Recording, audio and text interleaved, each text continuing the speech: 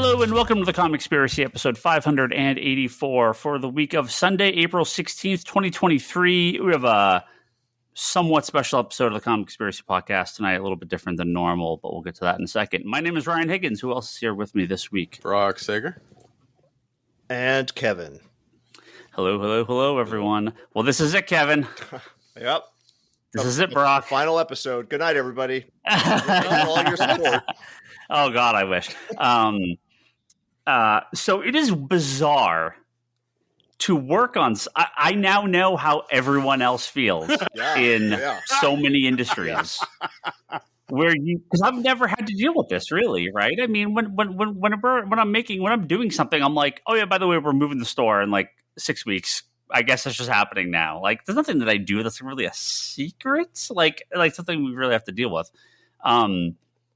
But you know, when people are making movies or TV shows, God help me, we're halfway through this week's episode of Succession. How do you work on Succession and not just like explode wanting to say everything that happens every week? You watched half of it and paused it to do this?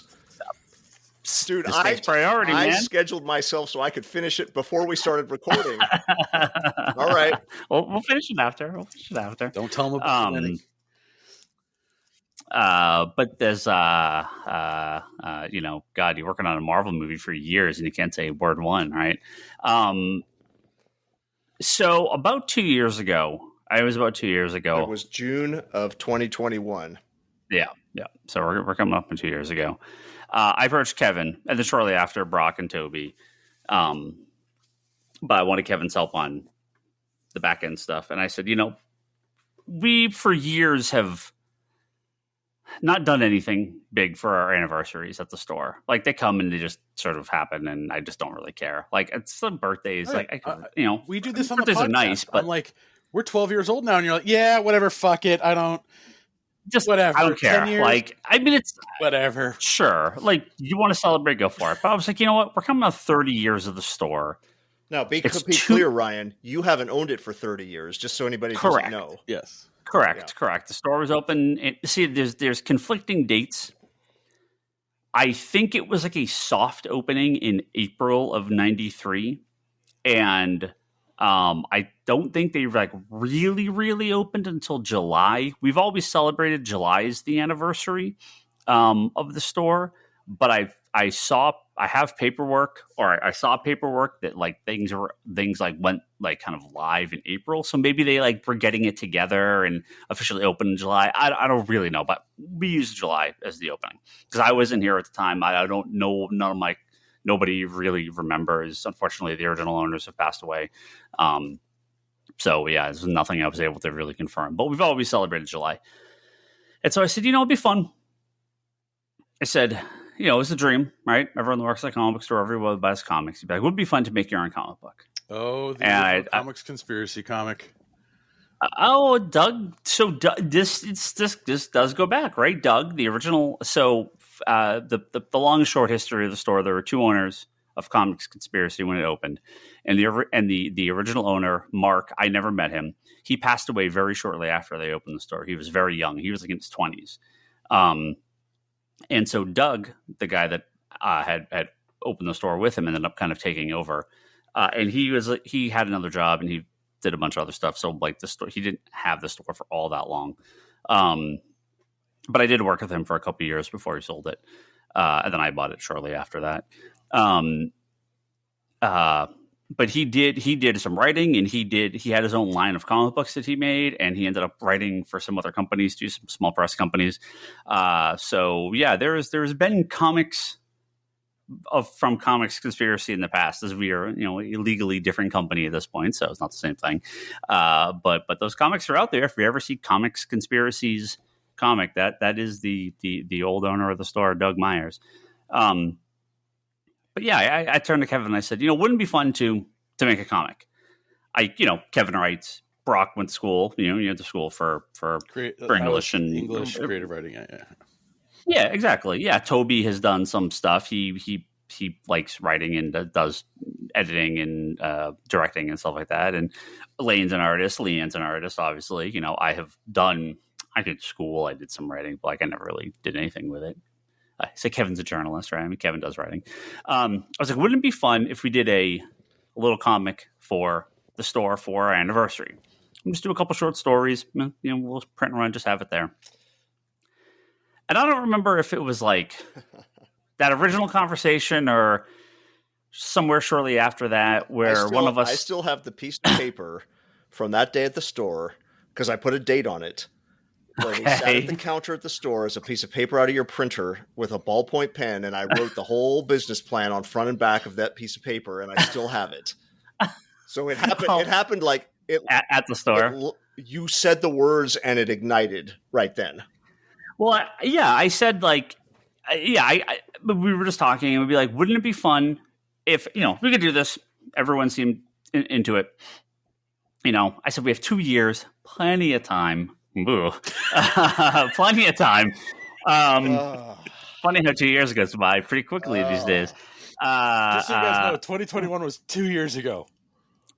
Fucking 2020 was 3 years ago. It feels like a lifetime ago, and it feels like 5 minutes ago at the same time. It's very bizarre.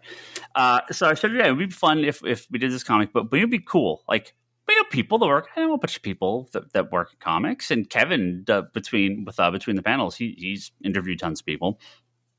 I was like, I'm sure we could commission a cover or like a sketch, like a pinup inside or something like that. And I was like, can you fucking imagine if we could actually get someone that we like, and the people we've had on the podcast, people we've talked to, a lot of these people are freelancers. I was like, wouldn't it be fun if we could actually get someone to do a comic with us, right? Just like one story, something small. We just do a small print run. You could actually sell it, right? So like if we do it and we made it and we have it at a store, it'd be one thing. But if I was like, we actually get some real people involved, then people may actually be interested, and we could really sell this thing. So of course we just like, well, who do we know? First of all, who have we had regular conversations with, and who do we have contact info who actually for? Likes it? And if I just DM out of the blue, might actually reply. Hi, my name is Higgins. I'd like to talk to you about comic book opportunity. Yeah, or if we just cold email, who might actually be interested. And Kevin said, that's a lot of straight white men. I have other people that I like. Kevin's like, we got all sorts of people we can reach out to. Let's just reach out. Let's see who's interested. I don't think either of us were expecting to get the level of replies we did. So this went from, hey, wouldn't this be a fun thing, to, oh, we might actually be able to make a real book here. We're doing an 80-page giant, baby. We may be able to do something like you thought this was going to have staples. Real. Yeah. So it's prestige format now. Some people, some things didn't work out. Some people couldn't do it. Some people obviously conflicting schedules. We kind of went through the list, and there are people we just eventually stopped reaching. We just didn't send any more replies. There was timing. There was Then there was some who were exclusive. Yeah, people that have contracts that just can't do stuff. Work, yeah. Right, exactly. So there's, or had already filled up their freelance commitments, and then we just kind of stopped asking people because we were out of room. Kevin, I don't know, maybe we'll think about a sequel someday down the road. There's still plenty of people. Let's get through we this ended one up first. with, yeah. So we ended up with a comic book. It's called Meanwhile, a comic shop anthology. It is roughly 80 pages. There's a little bit of work still waiting, so it might squeeze a little over that 80 page. We were saying it's 80 pages, it might go slightly over. We have a couple stories that we are just waiting for the absolute final draft on. So we may break just over 80 pages. But good enough. We are putting this episode up early. If all goes according to plan, this episode went up at 9 a.m. on Monday, April 17th, which is when the book is being launched via Kickstarter, via our website, and via Comic Hub. So before we get to the people involved, let's talk about more some of the specifics here. Well, let's talk. Let's say one thing, and then you jump in. This might be on your list of specifics. This is not tied to comics conspiracy. The contents of this comic are not about comics conspiracy. Correct. Correct. That was the origin point. That was right. But it grew into something way, way beyond that. But originally, this was supposed to be. Well, originally, this was supposed to be like, not specifically about the store, but about comic book stores, right? Like the point here, we were going to do some short stories involving comic book stores in some fashion, like the retail experience, and like no, that's what we originally talked. It was like stories from that aspect or however you wanted. And I was like, oh, okay. Yeah, not really. Just whatever you wanted. Like, there was never anything from like the retailer end of it, but it was like, we'll do something, based on a comic book store. That'd be fun. It doesn't have to be the store, just something similar to that. So when we started pitching this out to people, we said, hey, we want to do this anthology. We want to have it be. It has to, the key word is comic book store. You can have it set in a store. They can be, a sci-fi thing that involves like a future. Some version of it, you can just have them have a big superhero battle through a store. It doesn't even have to be mentioned. Just some, a one-off, a throwaway line. It is funny that, and I will mention this when we get to it. The least literal of all the people that we got stories from, who ended up doing the least literal version of a comic book store? It's great. We'll get to that later. So that was sort of like the key phrase is it could be a quick mention, it could be some involvement, it could be physically in a store entirely all about comics, like just some variation of this. So that's what this is. This is a full-on comic book coming out. We are launching as of, if you're listening to this podcast, it has gone live. It's out there. So we're on Kickstarter. Just search for Meanwhile, a comic shop anthology. It's on Kickstarter. It's on our website. And we are also working with Comic Hub, the point of sale system we use at our store, as well as our website and pre-order system. We are the first comic that is being used as a test for what we hope is going to become a sort of self-published micro press, small press, basically like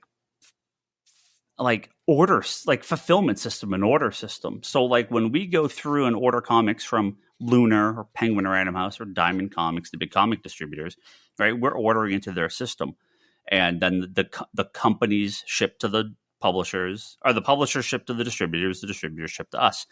What we're going to try to do with Comic Hub and see if we can make this work for, again, I'm the test, and we're going to possibly open it up down the road to more people, but this is just kind of a test for right now, is a small publisher, a self-print book like myself, can actually go into Comic Hub's system, show up on the tools that customers use to order books. The stores can order through Comic Hub, and the invoicing comes directly to myself as the publisher, and then we reach back out to the store to fulfill orders. So it's acting as like a go-between for stores that want to carry additional material that they may not, when this all the small press stuff and Kickstarters and self-published stuff. And usually it's like, just buy them and put them on your shelf and you hope, right? But this actually uses Comic Hub's tools to collect orders from customers through FOC, through the last call system, through pre-ordering, and then submit the orders back out to the independent publishers to then fulfill once the book is, like I don't bill till it's in hand and shipped. It's not like I'm charging them ahead of time or anything like that. So I really hope this works out for Comic Hub, because I think there's a lot of, God knows Kickstarter is full of self-published comic books these days. And there's tons of indie books that just don't get distribution, right? And maybe sell a few extra, maybe you click on something cool and you sell a ton, right? It's an interesting idea.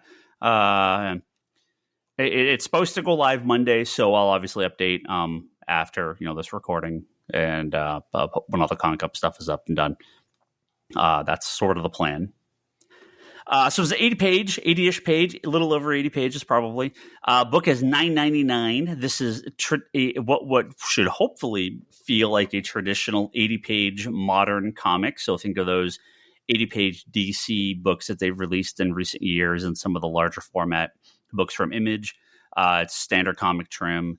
It is a mix of full color, single color comics, black and white. So it's people could do whatever they want. It doesn't, we didn't hold anyone to any specific type of artwork or content or coloring or black and white or format. Just free to do whatever they want.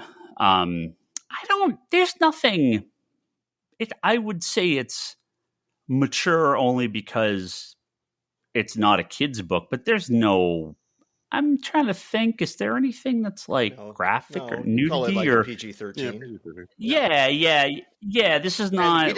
We didn't put that restriction on anybody. This is just how it came in. Right. We got stuff that's, and we'll get to it, but we got stuff that's straight up like out of a kid's book, and then some stuff that's clearly not. But there's nothing that's. It's not It is. Yeah. PG-13 would be like the appropriate rating. So on our website, we'll have both covers, I should say. Both covers. Let's get this out of the way. We have one cover by Veronica Fish, who did she did a lot of work for Archie. She did Sabrina the Teenage Witch comic. And then we have another cover by Allison Sampson, who did Sleeping Beauties for IDW, the Stephen King book, Hit Girl for Image, and she's done a ton of anthologies and a ton of. She has something in that Tori Amos book, I think, that just came out. Oh yeah, Little Earthquakes. Little Earthquakes. What's that? Yeah. A ton of anthologies, ton of covers. So again, these are full-on legit comic creators that did the cover for our comics. So this is pretty fucking amazing. Both of those covers will be available on our website at comicsconspiracy.biz. They're both available through Kickstarter as well. It is $10, $9.99, right, in stores. Traditional comic book pricing, $9.99, $10 on Kickstarter. On Kickstarter, we do actually have an option for both covers at $20. Plus, you get a free digital PDF. Oh, and Kevin, this is new for you. We're also going to provide a CBZ file, which is the other comic, which is actually like the comic book reader file, because it's easy to convert between PDF and CBZ. So both versions will be available digitally as well. If you buy both covers, you'll also get the digital copy as well. Otherwise, the digital copy will be $5. We're also going to have the digital file on Ko-fi, ko-fi.com. I'll have copies on there for people that don't want to deal with Kickstarter. We will not be selling the digital copy through our store just because that's another item I'd have to create, and we just don't want to deal with the digital end on through the comic store, but that'll be available there. The plan is at launch, when we actually have the book in hand, for it to also be available on Amazon. And the big one is, this was the plan 2 years ago. I don't know what the plan is now. Comixology. Wah, wah, wah. Yeah, like... maybe. I don't know what this entails now. I don't know if Comixology will exist by the time we're ready to put this book out. I don't know. So I guess we'll... Ryan, would you like to tell them when this book is expected to be out? I got all the info you need. You can order as of today, assuming, again, we were recording this the night before. This episode will not go up if something catastrophically happens. If something catastrophic happens tomorrow morning. But the plan is the book will be available on our website right now, as of Monday the 17th, pre-order. That will remain on our website, available to pre-order until the book is released. We are aiming for like mid/end of August. Shipping times are funky, so that is our aim. If it comes early, nice, but that is our aim, mid-August. I cannot wait for that.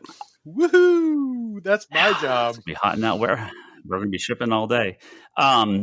Through Comic Hub, again, the plan, and we should have more info in the next day or two, but the plan is it'll be available to pre-order, again, up till launch. But the actual FOC date, we are going to be on the FOC tools, the Comic Hub last call date, will be Monday, May 15th. So that is the day we will be requesting stores submit their orders to us. so we can work on the print run. And the Kickstarter closes Wednesday, May 17th at 5 p.m. Pacific time, 5 p.m. Sunnyvale time, California time. And the plan is Thursday the 18th, off to the printer it goes. So we are aiming for that. I mean, we'd love to have it for Comic-Con. I'm not going, but for you and Toby and everyone, I don't know whether that's going to happen. Maybe a little Comic-Con sneak peek, but August, Wednesday, August 16th. We're not having an ash can. Wednesday, August 6th. No ash can. Wednesday, August 16th is sort of my mental note. We'll see if we can confirm that. Once the printer gets everything done. Run down to Kinko's. Make like 100 of them, number them, and then those are the ones you guys can take to Comic-Con. I'm good. So yeah, you can also get the digital copy. I gotta update that before this goes live. Digital copy on Kickstarter as well. If you would like, you can buy the digital copy for $5 on there as well. We also are offering wholesale copies through Kickstarter as well. So if you're a comic book store and you want to buy copies, you can buy 10 packs on there. Only open to comic book stores, obviously, because it's a wholesale price. So we just need, proof that you're a comic book store, and we'll fulfill those orders. And you can also wholesale directly from us. We'll have info for that when we go live. Yeah, I think that's it. Should we get to the creators? It as in we're done recording? No. Yeah, I think you covered the business end. Okay. So this has been almost 2 years of blood, sweat, and tears, mainly by me. Comic book editors. I have an all new respect for you. I had respect for them already. There's a few you're going to take out to dinner when you see them. So we have our cover A by Veronica Fish, cover B by Allison Sampson. I'm going to go through this as we have them listed on Kickstarter. I'm going to save the pinups for the end, but we will give you a little rundown of the creators we have, and in a few cases here, some of the a very brief story. But just before Ryan starts talking, one of the things that you'll see on the Kickstarter, or for those listening who don't see the page, because as he mentioned, we kind of gave them a guideline of the subject matter, but nothing beyond that. No, don't do this. You must do this. Nothing like that. So this is all purely from these creators, just uncut, pure comics they wanted to make. I think the amount of people we actually had to go back to and say like, hey, like, there is just one tiny little minor thing, and it was extremely minimal. Yeah. Damn it, that was so. What this book ends up being is almost like a comic store in itself, because these people make all different kinds of comics, and they're making the kind of comics that they like to make. And so what you are going to get as you read through this is not this is all Superman stories, or this is all, crime stories. This is everything you might find in a comic book store inside these covers. Which I'm okay saying this. We didn't really even intend for that to happen. No. But that's what ended up happening. And I remember the point where you said, we got this, this is actually how this turned out. Yeah. And I looked at all the stories and I went, oh, you're right. Yeah. I didn't even, as they started filtering in, I was like, oh, that's cool. That's unique. That's neat. And it didn't dawn on me how many sort of categories we were unintentionally filling in. Yep. I'd like to brag and pat myself on the back and say this was all by design, but it was purely letting the horses run free. Yeah. And this is what came back. So the next key word, if this happens again, spinner rack. Where you put it. That is it. Run with it. I will give you the rundown as we have it here on Kickstarter. Is that how you're doing? I will pull the I will pull the. We did alphabetical by writer just because I had to go alphabetical by something, Yes. and then I pulled all alphabetical by writer / primary involved creator. Yes. Because some of this is writer and artist does the same thing, and then I will pull all the pinups at the end in the description. And again, we have people from all over the industry, so this starts bigger than I anticipated. So, but we're going to start with the front. I might as well get this over with. We're starting with Brian Michael Bendis and Bill Walko, who currently in the process of releasing the serialized chapters of Fortune and Glory, the musical, the sequel to Brian Michael Bendis' Fortune and Glory book. They basically did another chapter inspired by us. Yes. By our pitch. So this is going to be both in our anthology and their Kickstarter or their Substack and print version of Fortune and Glory, the musical. Yes. So an entire chapter in that book is from our anthology. I believe we beat them to print, if I'm not mistaken, the timeline of when this comes out. So I think ours comes out a number of months. I wonder when theirs actually. We should find that out. I wonder when theirs goes live because it's pretty late in the book. I don't know what to figure that out. Killing the momentum. What's that? Killing the momentum. Next up, we have a story, and these are all short stories. I should, by the way, there are some that are literally a page or two. There are some that are 6 to 7 pages. There's there's no story. There's no like 40-page stories in here or anything like that. This is an anthology. They're all short stories. Just so you know ahead of time. Eve Cabrera, who worked on Eva Cabrera. Sorry, I looked at that too fast. Eva Cabrera, who worked on Betty and Veronica and the Betty and Veronica Vixens for Archie, as well as Open Earth, did a story. And Kevin, you may have to jump in here. Because I do want to. Eva is one of the co-founders of a Mexican comics publisher called Boudica, Boudika. And so they have a whole publishing line published in Mexico. But she's also of other books. Yes, of other books. Yeah. Right. I did want to quickly jump in here with a few of these stories I've gone through and read, and a few of them I've only like kind of skimmed through because we're in the process of getting everything laid out. So Kevin dealt with some, I dealt with some, so I have a little better knowledge on a couple of these stories. But I will give a slight breakdown, or Kevin, just a real quick.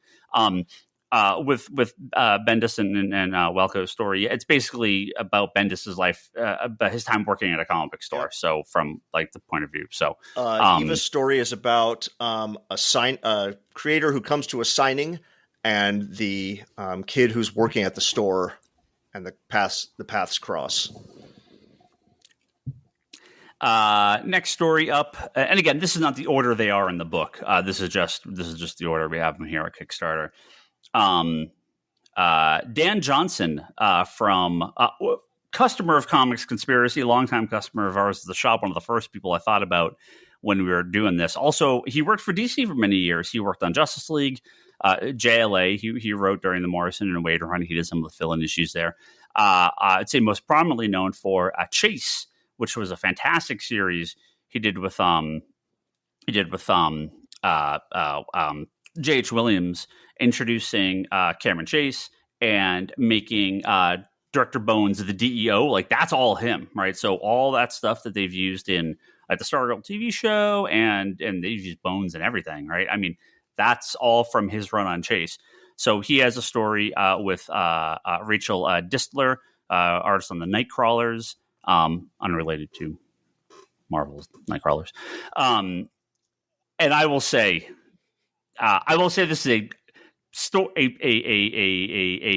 tale that many people will.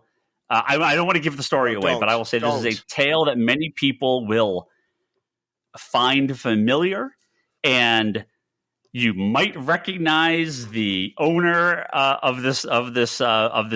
That's all I'll say. One of my favorite stories to work with the team on, and a story that I did not share in script form, thumbnail form, any form until it was completely done, because I did not want to give this away at all. And it's very good. It's very good. Corin Halbert. Now this is one of the most unique stories in here. If you haven't seen, they're the artist on Acid Nun by Silver Sprocket. Yep. You're not prepared is all I'm going to say. There is many unique stories in here. This is among, if not the most unique. Corinne would have been at home in like the 70s underground comics scene, comics with an X scene. That's the kind of sensibility and storytelling that she is drawn to and that she creates. Yeah. Yep. Of course, where this all started was, why don't we make a comic book? And that never stopped at any point. We just surrounded ourselves with actual comic book creators. So somehow they let in some guy named Ryan Higgins, who's some jerk off that owns a comic book store. He paid the bills, so he got in. I paid the bills. So he's poking this comic with a stick, going, "Make money, make money, make money." And his lovely wife, Leanne Hill, professor of animation. Oh, her art is amazing. He doesn't deserve that. Ugh. I know. Trust me. Did a fun little story, and I will fun little story set in a comic book store. But it is not about me. A couple stores, just because I'm in a store all the time, needed reference, and you will see a similar layout in a couple stories because it looks at the front of our store. But I will say this, and I'll give you the hint, and then you can tell me when you read the story. Although the story changed pretty dramatically from my original idea, the one part that did not change is a very specific, I won't say an homage, but it is to me inspired by what I have previously described as my favorite comic panel of all time. No guesses, Brock. No guesses for the audience. The audience can guess that. It's that opening. But no guesses. No guesses. No guesses. So, if you read this and you're like, what is favorite comic panel of all time? You can go back and we've had these conversations before. Just listen to every episode of this show. You'll hear it. I mentioned it at some point. Yeah. So my own little personal tiny tribute to the world of comic books includes a somewhat reference to my favorite comic panel of all time. Now, when we started doing this, of course, I shot, was like, Kevin, we just got to shoot for the moon, look, and we'll see who we get. All right. And so, of course, when I start hearing back from people, and I'm just like, well, this is nice, but okay, it's nice to say yes 2 years out. But then when we actually start getting scripts and contracts, and I'm like, oh, fuck. We got some of these people working for us, which is kind of unreal. And I mean, come on, everyone listening knows exactly where this is going. On my list was do the alphabet in your head, people. You know where we was a lot of people. It was a lot of people, but I am very, very, personally very happy to have included in the story the creative team behind one of my absolute favorite comics of all time, The Flash. That would be Jeff Johns and Scott Collins are doing a short story in our book that does not have the Flash in it. That does not have the Flash in it. Correct. And what's funny is with some of these stories, we've gotten them in like unlettered in various forms and everything. And I'm just like looking at it like, what? Because part of it was we wanted to make sure everything was about a comic book store.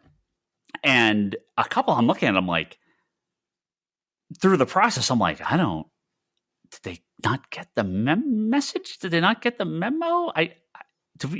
This is about a comic book store, right? So yeah. You'll have to find out how that one goes. Leanna Kangas is doing the next one. She's worked on She Said Destroyed, and I've never known how to pronounce this book. True Cult. Okay, just True Cult. Yes. I always want to say. It looks like RVE. Yes. I always want to say True Cavolt. Yeah. It's like Chaverches. Yeah. That's a modern music band reference. That's as modern as I get is talking about churches. Now this is the horror story, correct, Kevin? If I'm not mistaken. The as in the only one? One of. Yes. And okay. Liana has never written. She wrote and drew this story. She's normally. Yep. I don't want to say, when I say just, I don't mean that to diminish it, but I'm saying she's normally in the role of an artist. Correct. On her other books. So this is, she wanted to write and draw a horror comic. And we got one. And it's awesome. Yep.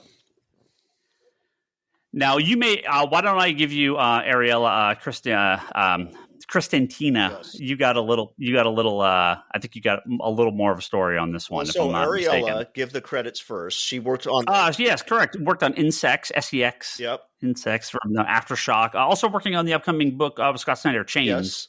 Yeah. And so Ariella has been doing Western comics as part of Scott's Comixology label. Is that right? She worked with Mark Bernardin also on something for the comics. Yeah. But she wanted to, for this, go back to her more artistic roots and do a manga story. Instead of a Western style comic, she did a manga style comic. And I think this was the story when it came in where I was like, oh, you're right. Yeah. I never even thought of someone doing a very manga style comic, and we got it, and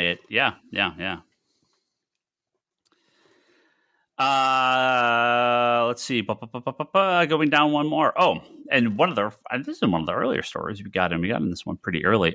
Sarah Louver from Teen Titans Go and DC Superhero Girls. And now when we said we got stuff from all age ranges, this is 100% that. I mean, it's a straight up kids book, and it looks it's fantastic. Pardon my language. It looks amazing. Not that the rest don't, but this is like I want to sell this book at the store. This is like a full-on talking animal adventure comic. Yeah. Like, continue this and other things and do more. Right? Please make this a series. It could totally be a series. I don't want to give anything away. Yeah. So, like I said, this stuff of all age ranges, and this is definitely something that, was pretty cool. Addition to the comic. Leonie O'Moore. Who worked on some Forgotten Part, worked on some stuff in heavy metal. Yeah, she's worked with Gail Simone also. Yeah. Yep. God, man, see, because it's tough because some of the stories are short. Well, they're all short. I don't want to give too much away, but set in a comic book store, but not the way you think. Let's just put it that way. Okay. Yes, that's. We'll just leave it at that. Anything else I add is going to. Yeah, I don't want to give the stories away. Now, of course, like I said previously, oh yeah, that sounds real good. There's some neat stories. There's more than some. They're all very neat. They're all very neat stories, and I'm not just blowing smoke, right? Like, no, you're getting unfiltered artists. The only thing that they couldn't do was using like copyrighted characters. Stuff. Yeah. But other than that, this is just purely from what they felt like creating. So you're not getting any like editorial meddling other than like minor stuff for this comic, but you're not getting any like whip cracking. You're not getting any like you're not getting anybody's compromised vision. You're getting it pure. Yep. Now, of course, like I said, we do have, seasoned professionals working with rank amateurs, and we got 2 more rank amateurs coming up next. That would be Brock Sager, host of the Comicspiracy podcast, and Lane Terasaki, video game designer, if you need their priors. But this did change. Here is a case where for myself, for Toby, for Brock, for Lane, for Kevin, we did sort of sit down as a group and say, okay, if we're going to be standing next to giants, we got to put our A game up here. So this is a story that me and Brock bounced back and forth for a little bit. Brock outlined, we made some adjustments. Brock came back. Lane came in with his adjustments. So this is like kind of that interesting, like I've never worked as an editor before, right? And it was never my attempt to be like, you have to do this. But it was a cool collaboration between Brock and Lane with myself and Kevin kind of being like, hey, let's, we got to tweak here, but we want this to all be, we want the best story we can make, right? Me and Kevin did the same on my story, right? Like I sent to Kevin, and Kevin's like X, and I went, oh my God, you're right. Holy shit. How did I not think about that? And then I went back and we totally redid it, right? I mean, and that's part of the editorial process of comic books. Now, all these other people, like you said, they're professionals. They do this type of thing. I trust that what they're doing is right. But it was actually an incredible learning experience for I think all of us to be on this side of it, because you do realize you put something together and you kind of look at it, but when you have a third party look at it and they go, oh, what about X? What about Y? You're like, oh, okay. Like, okay, that works. I'm not saying it was always right, but for the most part, we wanted to try to actually put together something that was fairly interesting. This is about a kid growing up, getting a job at the old comic book shop. Might look a little familiar, but then goes on Elaine did a tremendous double page spread. Give it away. That's part of the story. No, it's okay. It's okay. And yeah, which we'll see the further adventures of this redheaded kid that starts working in a comic book shop. Kevin, it's you. You're next. So why don't you take it away? Okay. Mine is a 1-page story. It's very specifically a story, not a pinup. And the artist, her pen name is Mishiams. She does a lot of very like fantasy and fantastical kind of art. She's the kind of artist you would find at cons in the artist alley section, where it's like kind of the Makers Fair type of artist alley section at cons, not the traditional people repping like comic publishers. But she did something in the Wonderful Women of the World Anthology for DC Comics too, right? So having worked in Western comics. And she's wonderful, and she should definitely do more comics work. She does a lot of, prints and pins and that kind of art.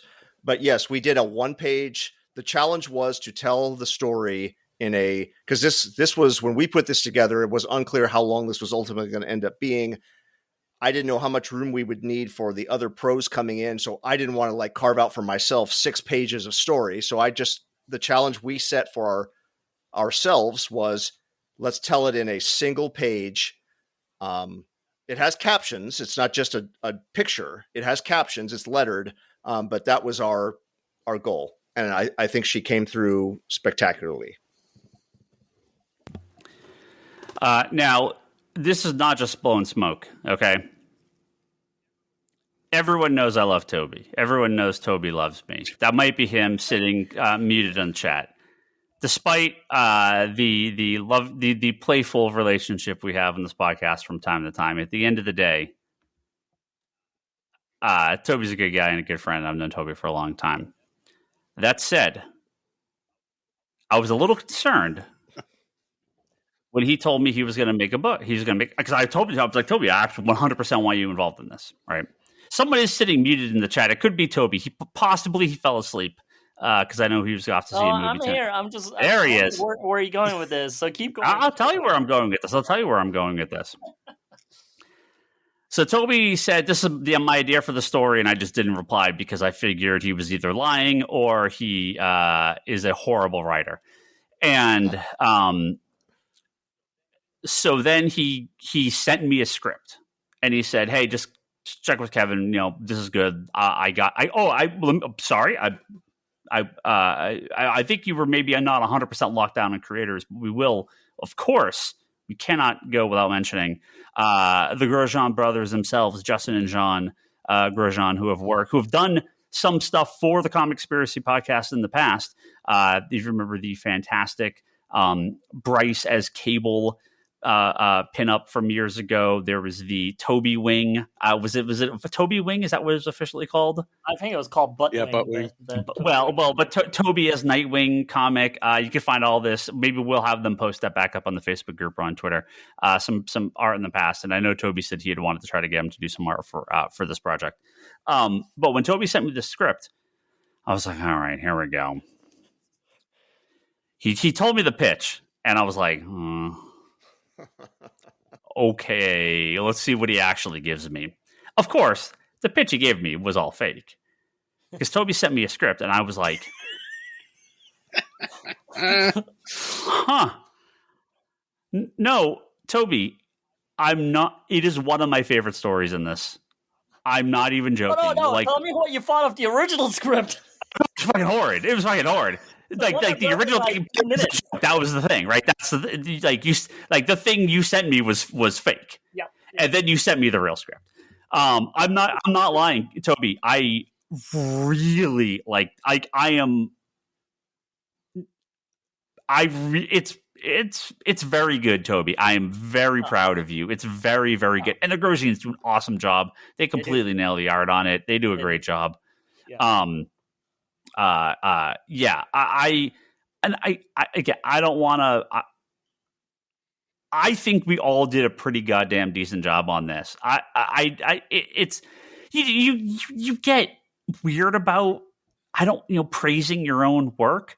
I could praise you guys. I could Brock. You and Lane's story is great. I could praise Toby's. It's great. But but yourself, you're always kind of like, eh. But no, I'm actually pretty happy with all of ours. Like, it actually turned out pretty decent. I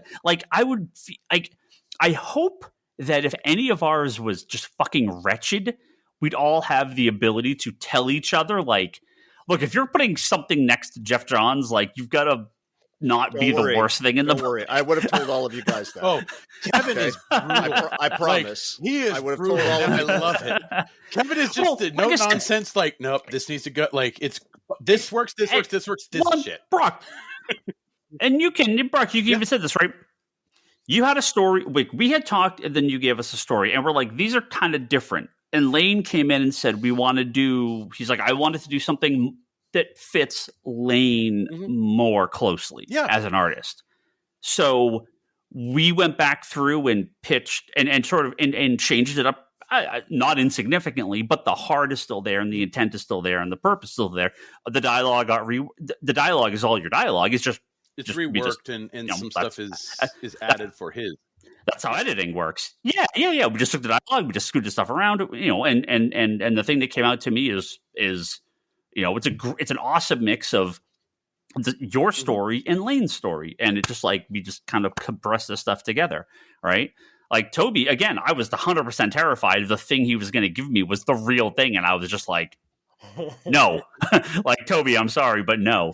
And then you gave me a script, and I was like, oh, this is actually really good, like really good. So.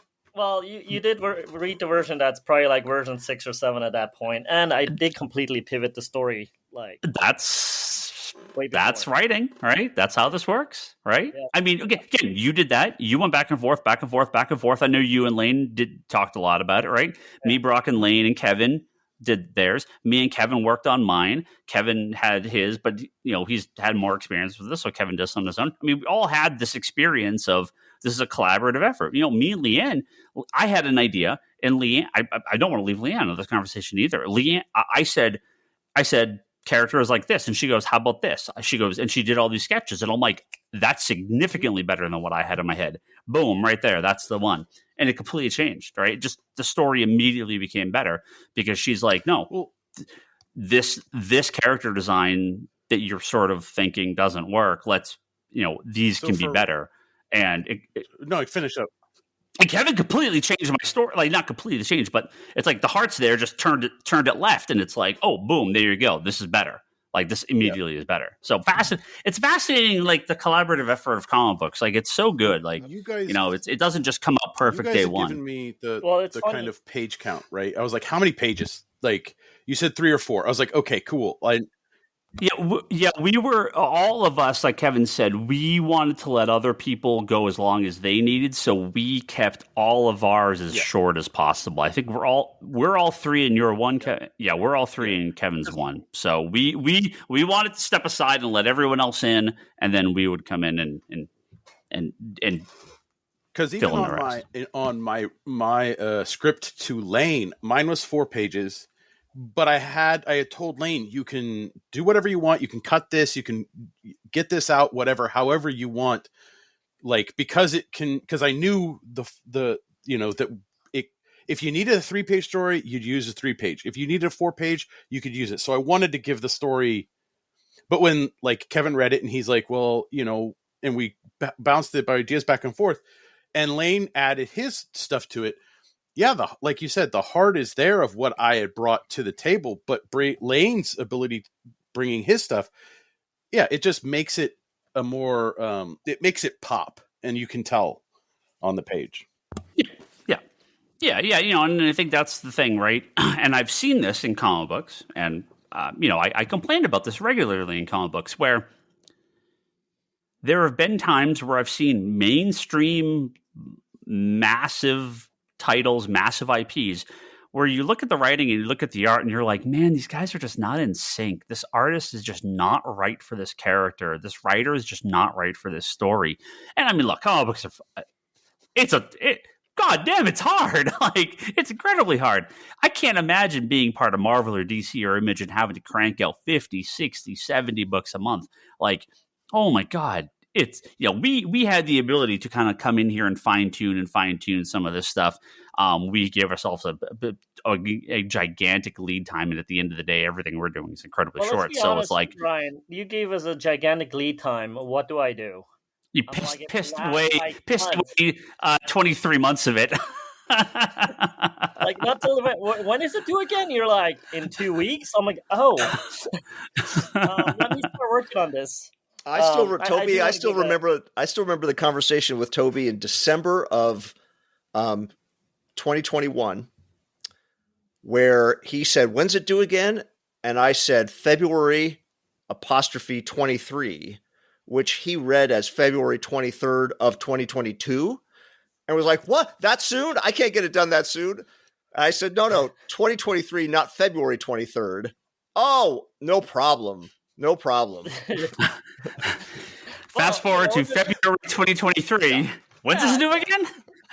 You should have given me like a deadline 2 months from then, and I would just had it done in 2 months from then. Like, at that point, you were like, "Oh yeah, I can fit a bunch of other shit in this." Other projects.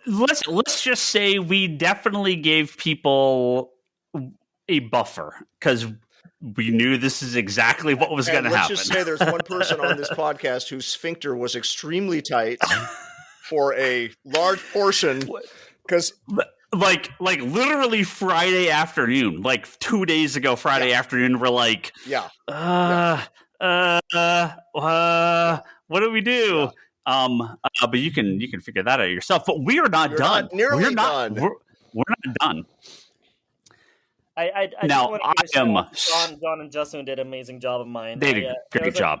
It was great job. Amazing, and it was an interesting experience, because I'm usually, when I do movies or music videos, I'm in the trenches till the very end. This was a very, very, very bizarre experience for me. Even the other comic I did with Paulo, I would be there with him when he's drawing. Like, we would just hang out, right? So this was gotta trust your artist. Yeah, and this one was such a new experience where they're in a whole nother state. They're like, like, I had one phone call with Justin and the rest were all through text.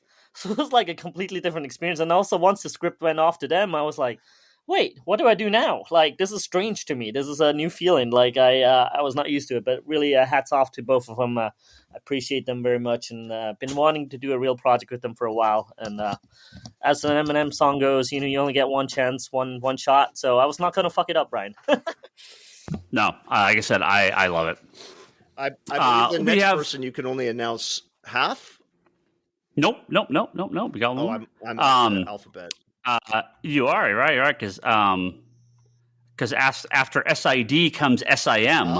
That would be James Sim, owner of Isotope Comics, and with art by and I can't believe it, Christian Ward, cover artist, does amazing covers, but also worked on Bloodstained Teeth, Invisible Kingdom, and Aquaman Andromeda, the recent Aquaman Black Label book. That one is amazing.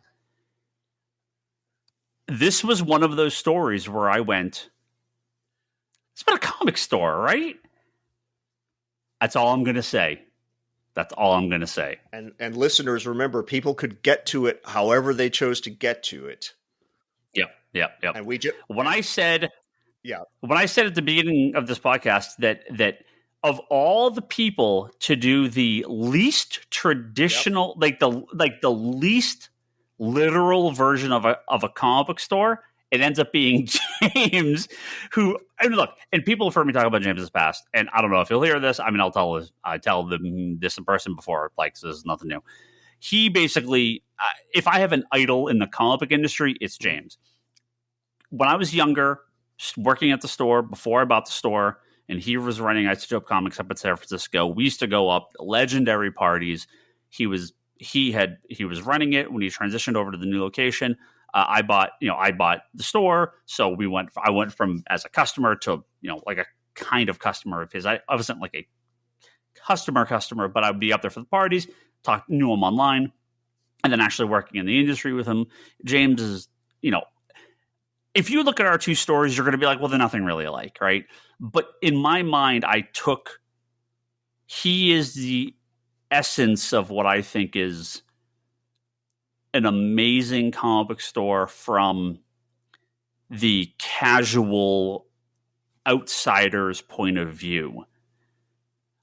I don't know how many times people come in, and again, I'm not the only one that does this now, clearly, but there was a time, you go back 25 years, nobody had couches or chairs in comic book stores. It just wasn't a thing, really, right? Yeah, well, sure. He was one of those guys that he's like a huge lounge in the front. And when we changed the locations, I was like, I want my little version of that here, right? Like he was graphic novel heavy 15 years before anyone else, right? The signings and parties it's not about CGC. It's not about the value of the book. It's about putting the creators in front of the audience and the fans and everything that like, if every store was like his store, the comic industry would be the fucking greatest thing in the world. Right. You can't replicate what he does in Sunnyvale or the Midwest or a small Texas town. It's not the same thing. You have to have a shop like his in San Francisco. But his ideas, his sort of that showmanship that he has, the atmosphere, all that, like, everyone should visit his shop. I still haven't. Take in a little bit. A chance to. I know. Should on my list. Apply a little bit to your own shop. It'll become better. And the guy is so nice. Owners are full on villain in a image book, right? So I mean, there's he is yes. Yeah. If you I mean they changed his. I don't know if you saw in the animated series, right? He looks different. Yeah, they changed his look, right? He didn't sign the likeness rights in time. Or something? Yeah, there was something, where they had to change it from the comic, but which is his prerogative. And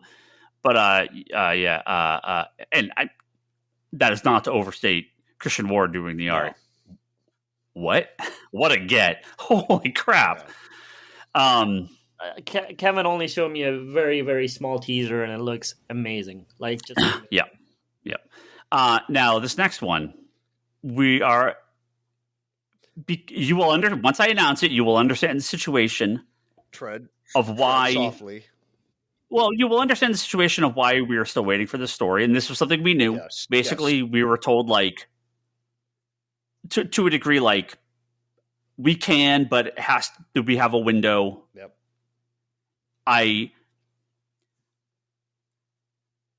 I don't want to say it's not confirmed. It is confirmed. As far as I know, this is the only thing that might potentially change, and it's only the artist, but I don't think it is. I know Kevin is dying over here. I would announce who the author is, I don't know that I would announce the second half. It is It is as confirmed as we're going to get until I have the thing in my hand. It is a short story with art, but it is going to come together. It is on its way. We will have it very soon. It'll be here plenty of time for production and everything like that. There are 2 that we are still waiting for final art on, so this is one of them. But again, you will understand in 1 second why we are waiting, because they are extraordinarily busy people at this moment. Yes. If only they had longer lead time, Ryan. If you only hadn't pounced on them with this last-minute deadline. Well, yeah. That is, of course, good friend of the podcast, Scott Snyder, who you know from Batman, Dark Knight's Metal, and Witches, and his Witches co-partner, Jock, who, of course, did Detective Comics with him on Black Mirror and 2000 AD and Witches. So we brought together the creative team on The Flash. They're going to do more Witches, but they're very busy working on the Witches animated series right now for Amazon. So, but I am told we are good. Like, we are good. I didn't know if this was a case if it was Scott's wish list. It's far. Your editor approves of your announcement. Go ahead.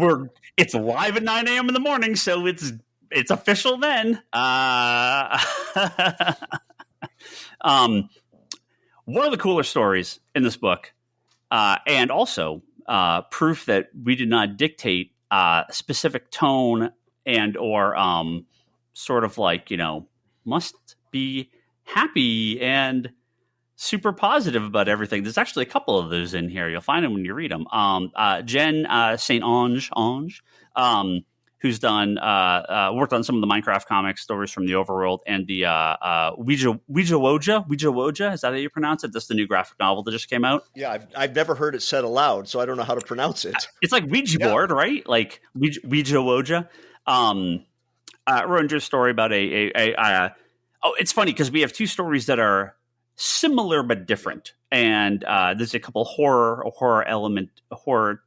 tinged stories in here, and this is one of them about a demonically possessed quote unquote comic book store, and the clerk working there.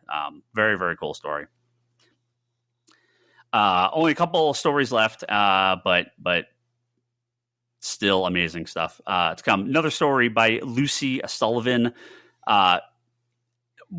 Again, one of the most unique stories, art-wise and story-wise in this. I worked on a couple of books, Barking, and also did a story in Jeff Lemire's Black Hammer. And anybody in the UK comics scene right now would know the name Lucy Sullivan. Like she hasn't fully crossed over into, like, as far as popularity goes in the US, but in the UK, absolutely. And Lucy's is an autobiographical story in a way. Yeah. And, how do I put this?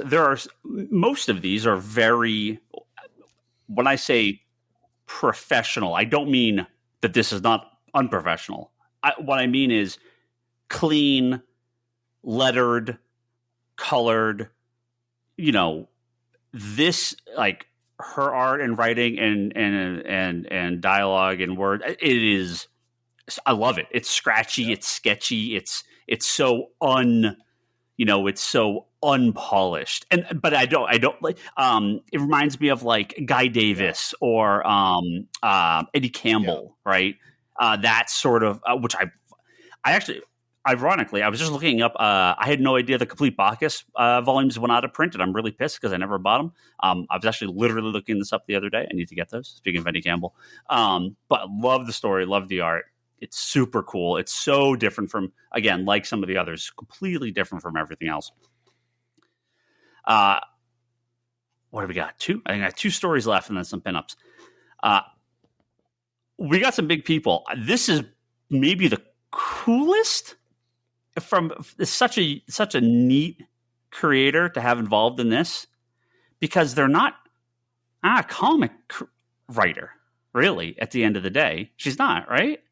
This is Nikki Wheeler Nicholson, who is the granddaughter, not great granddaughter, correct, of Malcolm Wheeler Nicholson's, who was the founder of what would become DC Comics. Yes. So he what was it called? It was oh God. Sorry, I'm putting you on the spot here. But she's done all sorts of it was called something else, like when it was originally formed. And was it National? No, I can't even remember now. No. National Periodics, right? Yeah, National Periodicals, I think. Yeah, that must be what it was. Yeah. So because DC Comics was called all sorts of stuff before it was eventually called DC Comics. We'll go back and pardon the on the spot trivia question there. We'll go back and confirm all this later. But among doing lectures and other works, she wrote a book, DC Comics Before Superman, Major Malcolm Wheeler Nicholson's pulp comics about his original about the origins of all of the company. I've seen Nikki present live at events, where she will give her presentation on. She calls him the Major, Major's career, which is like the DC before Action Comics #1. Yep. And so a fun comic. Yeah, and so it's like the crime comics, the adventure, like the high adventure comics, and all of that stuff. And she is now like the caretaker of all of these archives of that stuff that he had, his personal things from the creation of basically DC. Superhero DC. Yep. And she did a very cool crime noir story, very fitting, with artist Scott Larson, who worked on a book called Visitations. Really cool, really neat, and nothing you're going to see anywhere else. No, not in today's market would you ever see that. And I'm saying that as a compliment. Yep. Of all the people we got where I'm like, these are comic book people. At the end of the day, I think like this all makes sense. She's the one where I was like, wait, you got who? Really? Like that? Whoa, okay, hey, that's amazing. Kevin it's so unexpected. History, especially the history of the DC universe. So this fits. Yeah. We said we reunited some creative teams and we're doing it one more time. You will recognize, of course, the writer. We've had him on this podcast multiple times. That would be Joshua Williamson, writer of The Flash, currently writing Superman, Green Arrow upcoming. Has his own stuff too. Dark Ride. Dark Ride. Dark Ride. But he also did another book called Nailbiter. Well, he is reunited with his artist on Nailbiter, Mike Henderson, who's currently working on The Forged, the magazine book with Greg Rucka. Thank you. And they are doing a new story again. Where I said before, where we have stories that are there's a couple horror tinged one. This is another horror story in a comic book store. It's not the same story as the other one, so don't get me wrong. But they are going back to their horror roots they had with Nailbiter, and they're doing another story. I mean, not in the Nailbiter universe, but another story with similar horror themed. And Josh is just the best. He's so nice. He is one of the hardest working people in comics right now. Again, we were trying, for months and months. He was yes, but we got to find a time in the schedule. We've got to find a time in the schedule, and we just squeezed him in. I think we're good. He's got so many books coming out from DC. I don't know how this guy's sleeping, but he managed to get us a few books or a few pages, and he managed to get us a short story, and it's great. And I'm super excited to have Josh in. Again, one of the very first people I thought. He's been a great guest on this podcast, and everyone knows I love his work.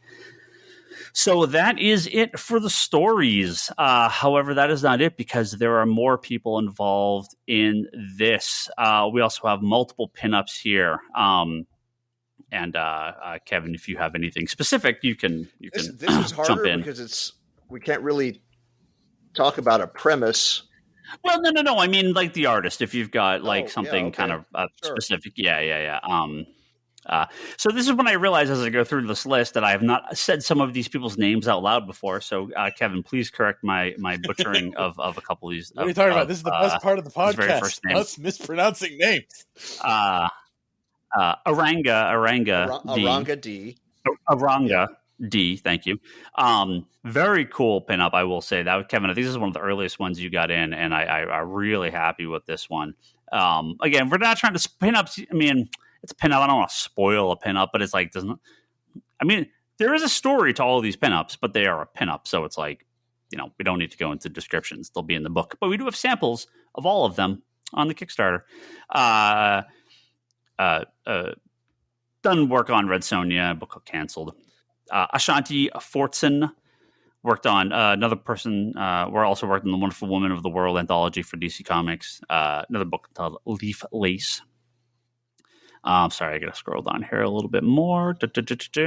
Sue Lee, who's working on the current Maleficent book coming out right now for Dynamite, also worked on Carmilla, the First Vampire.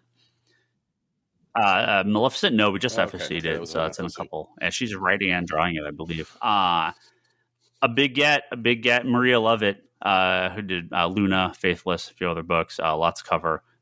Super cool pinup. Now, I believe this actually was the very first piece we got in from Drew Rush. Yes. Worked on a couple books, My Blacks Don't Match. Drew misunderstood when it was due. So Drew cranked that thing out. So I've been sitting on Drew's pinup for literally almost like 2 years. Yeah.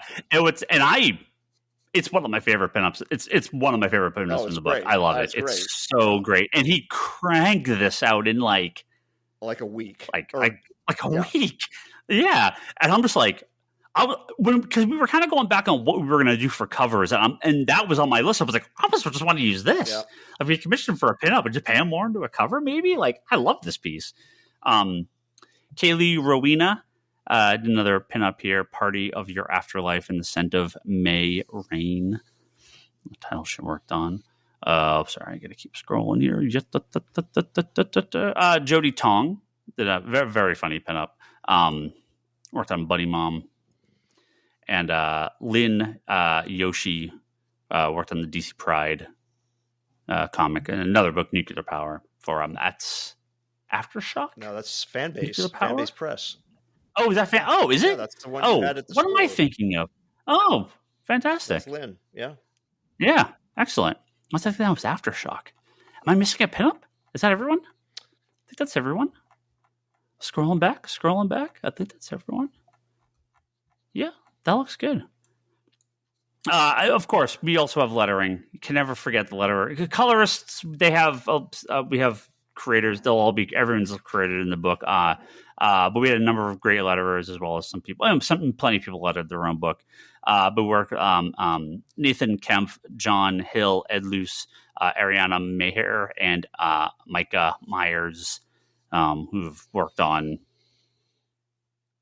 books. Marvel, DC, Image, Dark Horse, Indie, Lunar, Boom, every company. These people are professional letterers that you've seen their work. Some books, half the books in your box, one of these guys lettered. So, and Ed, he was actually in the shop not too long ago. So he's not a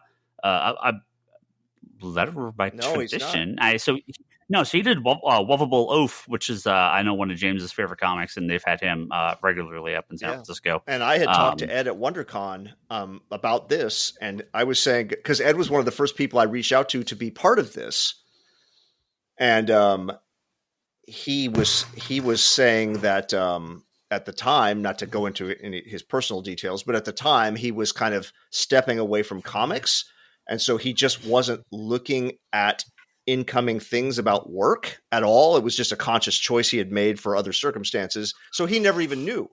And so then it comes around when James asked him to letter his story, Ed ends up in the book anyway. So he didn't ghost me. He just literally didn't know that it had happened. It existed. So I'm glad it all worked out.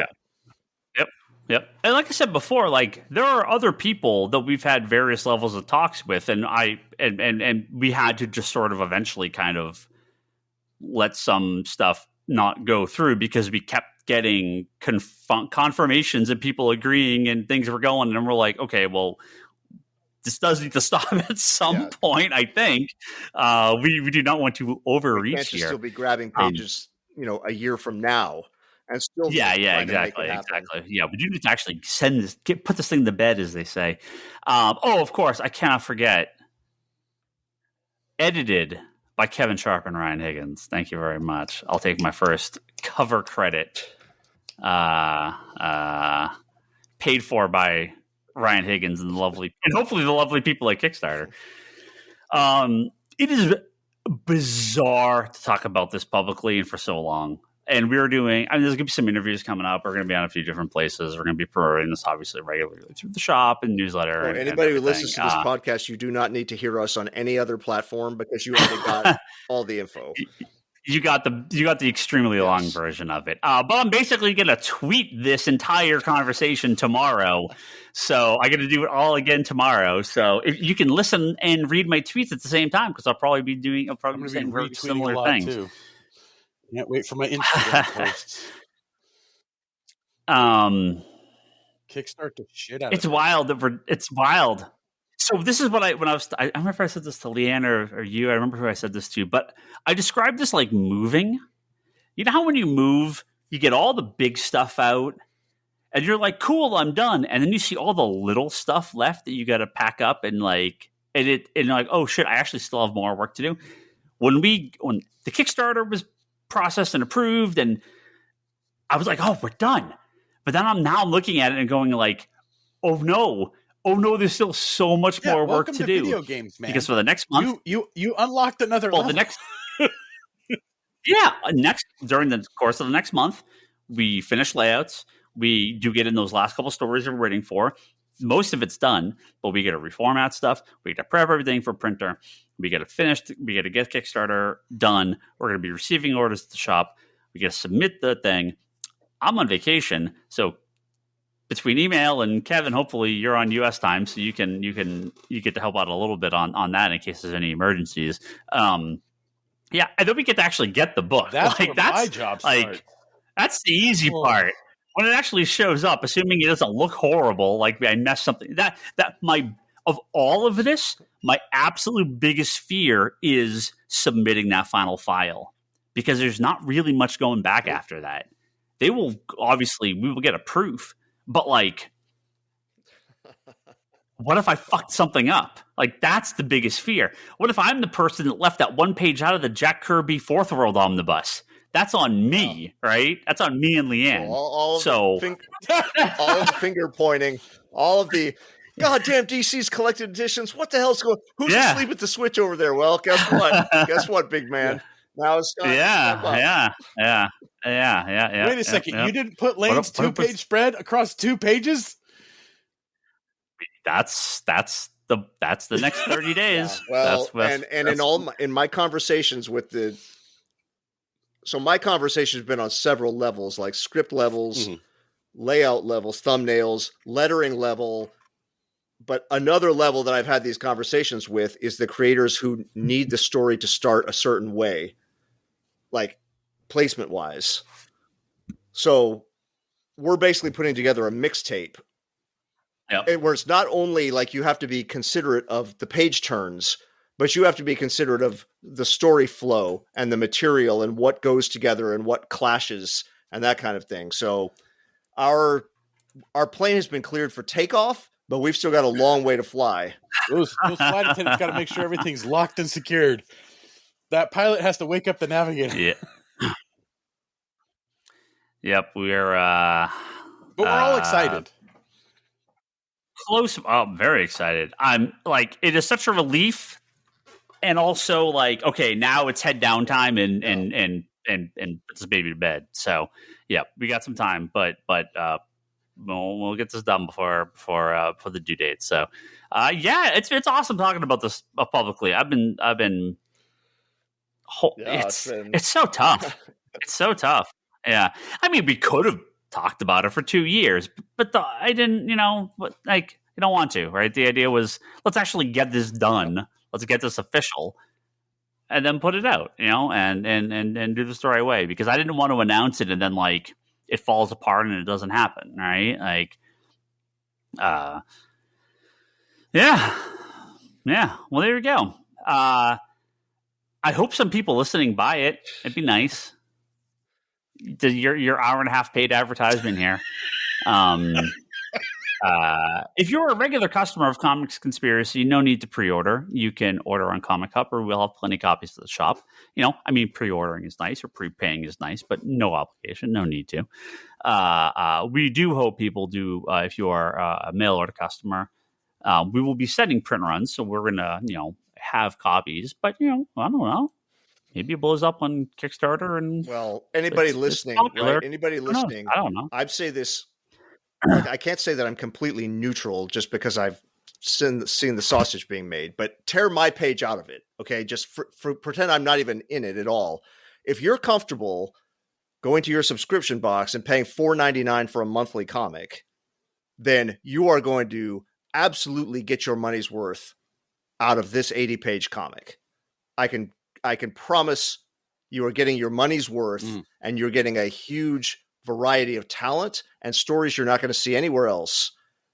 It is absolutely worth your time, your reading time, your precious, and money is obviously, everybody accounts for that, and people make choices on what they buy their comics. This is absolutely worth an investment of your money. I think I could, as unbiased as I can say that, I'm saying it. Well, I think we should kind of talk a little bit about this too, because look, if you want to make money on Kickstarter, you have 85 stretch goals, and if you want to sell your indie comic on Kickstarter or Indiegogo, you have 28 costume change nude covers with big naked ladies on the front, and you homage Jim Lee's covers, and issue just for a single issue, like 20. Right. One of my biggest pet peeves about Kickstarter comic book campaigns is, unless it's a graphic novel size, I don't really like backing those single issue ones because it's so expensive. Yeah. Whereas it's expensive. Oh, trust me. Pages that's a fair rate in my just from my standpoint. This was, even the two covers was not a go from the start. It just, we kind of ended up with multiple options and said, yeah, well, we could do this. They feel so different that it works. They kind of aim at two different crowds, and I think it's actually it's a great. It's a great option. Should be, right? Like, you get to pick which one you want, right? Yeah. They kind of do aim at different audiences. So I couldn't be happier with them. And this is no shade at those people that want to do that. They make money. This is a job. This is Kickstarter, right? They're here to do this. And if you're a customer that likes that and you buy that, that's great. This is not a shade, but that was not what we wanted to do. We wanted something. And at the end of the day, from my perspective, this is still for our store's anniversary, right? This is why we're doing this. It is not about the store, but I'm doing this as part of our store's anniversary. That's part of what I'm doing for this year. Yeah, but the store is not mentioned. It's not it's not ads for it. That's not what this is, right? So we wanted this standalone that any store, and that's why we're wholesaling, and that's why it's available other places, right? That people outside the store can enjoy. For those that are listening, if you want to order this, but your shop doesn't do Comic Hub, and you don't, you can do Kickstarter, but you can say, hey, local stop, check out this Kickstarter, and let them know, hey. Because we have the retailer option on there, and as a store, I don't often back. It's funny because it's two things, right? I don't often back Kickstarter stuff because it's on Kickstarter and customers are just buying it from them. When I went to actually make this, I was like, oh, I get it. This is why people use Kickstarter and crowdfunding campaigns, because it puts you out there. It's so much, the promotion's so great, and the reach is so large, and it again, we're not taking advantage of the stretch goals and all the things that make some of these Kickstarters big bucks, but it's I always understood it, but it's no, now I'm wearing the other hat. It's oh, I totally understand why this is, why people do this now and how this works. So, I have no problem with Kickstarter, and it actually has changed my mind on a personal level as a store owner to be oh, maybe I will actually some of the stuff and back it and try to get it in the shop if it looks pretty cool, because I got a couple coming up. I'll recommend when to I'm you. sitting here. Yeah. when I'm sitting there and have to look at distribution, just can't do it, right? I mean, they're set up to they don't distribute one-offs. They don't distribute, you have to set up. It takes a while. Then there's no guarantee that you'll do it. And if it's just a one-off, they're not going to distribute, right? So, period. So Kickstarter, look, I can just sell it on my own website, of course. That was the original plan. But Kickstarter offers just so much more options, or crowdfunding stuff in general. So, that's an option, and it's there, and it's cool, and I hope people use it. And if you don't, and you want to buy it from us directly, that's awesome too. Like, both ways work.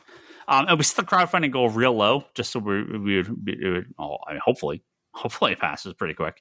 So yeah, we just, I hope it's successful. I hope it works. We're going to have copies at the shop. It's great. Aiming for mid-August. Hopefully you guys like it. It will be shipped with my guarantee on it. the Brock shipping guarantee. Can't tell you. Can't tell you what the just enjoying my packing skills was amazing. Yeah. He did like your packing there. It's pretty good. But I think is that it? The infomercial. I think that's it. And after back to your regular scheduled program. Right, so what are the news stories for this episode? Listener questions. Oh, Jesus Christ. Do we have some? No. Oh, we'll talk about Distiller next week. Oh. We'll talk about Distiller next week. Is it Distiller or Distillery? Is it Distiller? Is it I Distillery? thought it was Distillery. Is it Distillery? No. Whatever. We'll talk about that next week. Yeah. No listener questions? Nothing? Go check out my Twitter. Go check out Kickstarter. If you're hearing this, it's live. If you're not hearing this, you're not hearing it. Something has gone wrong and we didn't push it. So, this will be the last episode of the Comic Conspiracy. Something goes horribly wrong in the next 11 hours. But that is it. Thank you all. And I hope you guys do buy the book. If you're listening to this podcast, we think you'll find some stuff in there you're like. Don't forget to check out the Down Low podcast with Luke and Derek on Spotify and YouTube. And also the Executive Evolution podcast by Craig Anderson. Finally, Craig, thank you for the DM. I've been horrible at updating that, and I finally got that updated. All of our top tier backers on Patreon: Joe Duff, Kelsey May, Jimmy Rivera, also at the Social Forum podcast, and Talon Bray. Thank you all for your continued support. And check out Comic Conspiracy Podcast for all our previous episodes. It's all on Apple Podcasts as well.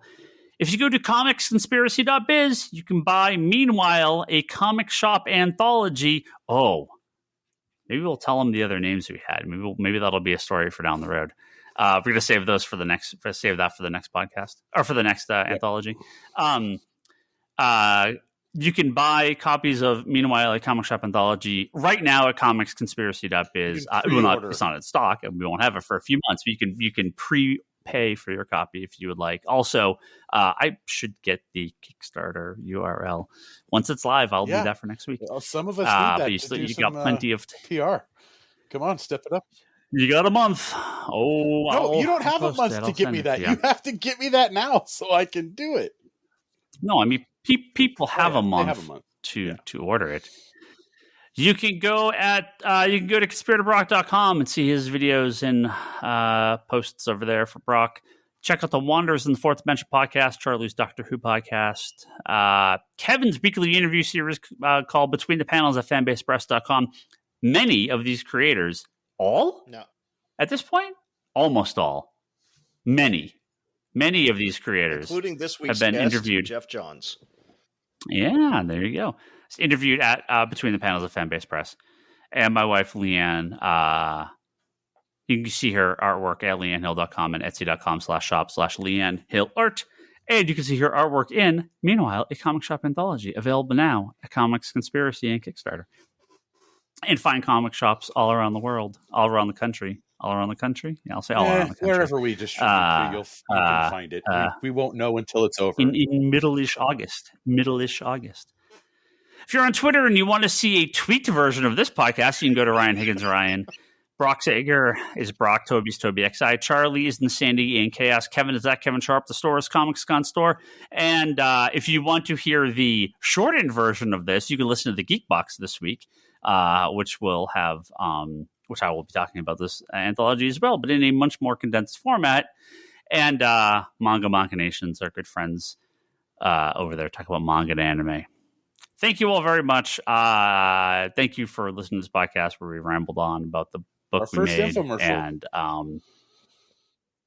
I am very proud of it. I do not have copies. Once copies are in my hand, I'll tell you I'm extremely proud of it. But for right now, I'm very proud of the progress we've made and everyone's stories in it, and all our stories. You'll get to feel I am shockingly happy with our stories.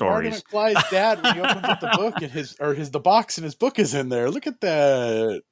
Yeah. No, I think we did an okay job. Yeah. I'm It's scary, but I'm happy. Kevin. Yeah. And Ryan, that's it. Thank you. Good job for leading this wrestling of cats and various Kevin things. did a lot of the heavy lifting. I did heavy lifting in different ways, but it has been a saga. It's been a process, but we're almost at the end. So thank you. All right, we'll catch you, everyone. We will catch you all next week. Thank you.